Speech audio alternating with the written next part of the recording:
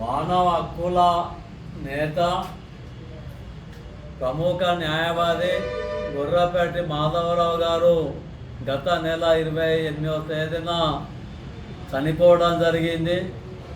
మాధవన్న చనిపోవడం ప్రధానంగా ఈ సమాజంలో ఉన్న హక్కుల నాయకులకు, కార్యకర్తలకు, తెలంగాణలో ఉన్నటువంటి బీడీ కార్మికులందరికీ తీరని లోటు.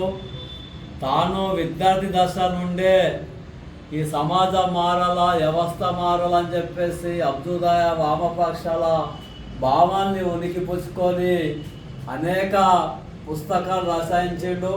అందులో 4 లేబర్ కోడ్లు ఎట్లా నష్టదాయకమో కూడా తన పుస్తకాల ద్వారా ప్రచురణ చేసి యావత్ కార్మిక వర్గానికి అందించిండు.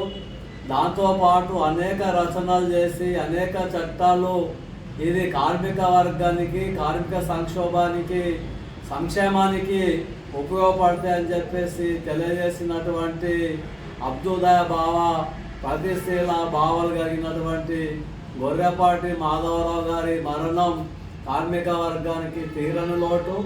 మాధవన్నకు సంతాపాన్ని తెలియజేస్తున్నాం. మాధవన్న కుటుంబానికి ప్రగాఢ సానుభూతిని తెలియజేస్తున్నాం. ప్రధానంగా తెలంగాణలో ఉన్నటువంటి బీడీ కార్మికుల కూలీ రేట్ల విషయం కానీ, గ్రాట్యుటీ విషయం కానీ, ఇతర విషయాల్లో కానీ అట్లా యజమానులతో చర్చల సందర్భంగా ఒక న్యాయవాదిగా మహారాష్ట్ర, ఇతర రాష్ట్రాలు, తెలంగాణలో జరిగిన చర్చల సందర్భంగా తాను అనేక రకాలుగా సహాయ సహకారాలు అందించాడు.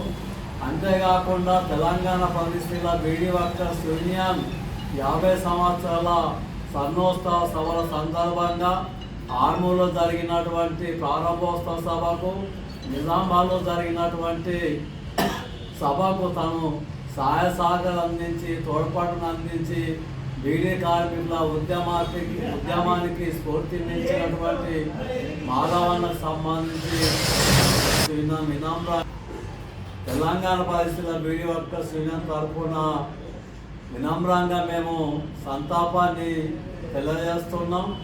ఈ నెల 11వ తేదీన మాధవన్న ఇంటి దగ్గర జరిగే మాధవన్న సంస్థల సభలో పాల్గొని ఆ సభను విజయవంతం చేసిందిగా కార్మికులకు విజ్ఞప్తి చేస్తా ఉన్నాం, పిలుపునిస్తున్నాం. ప్రముఖ న్యాయవాది,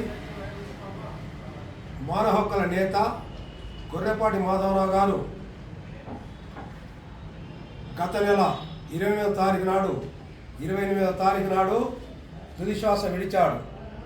ఆయన బతికున్నంత కాలంలో కార్మికులకు అనుకూలంగా ఆయన వ్యవహరించాడు. బీడీ కార్మికుల సమస్యలు వచ్చినప్పుడు మేనేజ్మెంట్లతో కానీ, ప్రభుత్వంతో కానీ వచ్చినప్పుడు ఆయన కార్మికుల పక్షాన్ని నిలబడ్డాడు, తగిన సహాయాన్ని అందించాడు. అదేవిధంగా ఇతర కార్మికులకు కూడా తన అండదండలు అందించాడు. ఆయన కార్మికుల కోసము, కార్మిక విముక్తి కోసము ఆయన కలలు కన్నాడు. మానవ హక్కులు అందరికీ అందాలని చెప్పేసి ఆయన కలలు కన్నాడు. అలాంటి మంచి న్యాయవాదిని కోల్పోవడం బాధాకరము. ఆయన యొక్క ఆశయాల సాధన కోసము ఈ నెల సంవత్సర సభ జరుగుతున్నది. ఆ సంవత్సర సభ జనవరి 11వ తారీఖు నాడు ఆయన స్వగృహం వద్ద జరుగుతున్నది. ఈ సభకి హాజరు కావాల్సిందిగా అందరికీ విజ్ఞప్తి చేస్తున్నాను. తెలంగాణ ప్రజల బీడీ వర్కర్స్ తరఫున, భారత కార్మిక సంఘాల తరఫున మేము కార్మికులందరికీ విజ్ఞప్తి చేస్తున్నాం.